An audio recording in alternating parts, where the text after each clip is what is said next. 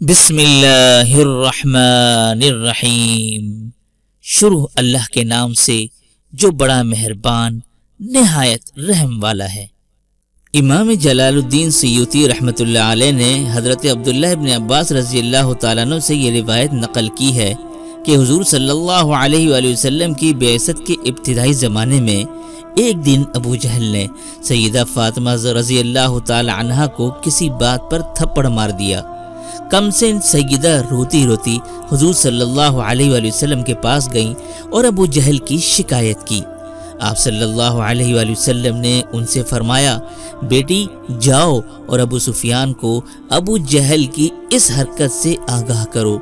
وہ ابو سفیان کے پاس گئیں اور انہیں سارا واقعہ سنایا۔ ابو سفیان نے بھی فاطمہ رضی اللہ تعالی عنہ کی انگلی پکڑی اور سیدھے وہاں پہنچے جہاں ابو جہل بیٹھا ہوا تھا۔ انہوں نے سیدہ رضی اللہ تعالی عنہ سے کہا، بیٹی جس طرح اس نے تمہارے منہ پر تھپڑ مارا تھا تم بھی اس کے منہ پر تھپڑ مارو، اگر یہ کچھ بولے گا تو میں اس سے نمٹ لوں گا۔ چنانچہ سیدہ رضی اللہ تعالی عنہ نے ابو جہل کو تھپڑ مارا اور پھر گھر جا کر حضور صلی اللہ علیہ وآلہ وسلم کو یہ بات بتائی تو آپ نے دعا کی، الہی ابو سفیان کے اس سلوک کو نہ بھولنا۔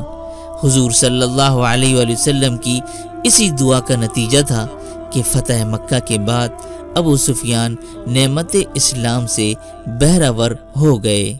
تو محترم ناظرین، ہم امید کرتے ہیں آپ کو آج کی ویڈیو پسند آئی ہوگی۔ پسند آنے پر ویڈیو کو لائک کیجیے گا، اپنے دوست احباب کے ساتھ ضرور شیئر کیجیے گا۔ تو پھر ملتے ہیں اسی طرح کے اسلامک اور انفارمیٹیو ویڈیو کے ساتھ، تب تک رکھیے گا اپنا خیال۔ السلام علیکم ورحمۃ اللہ وبرکاتہ۔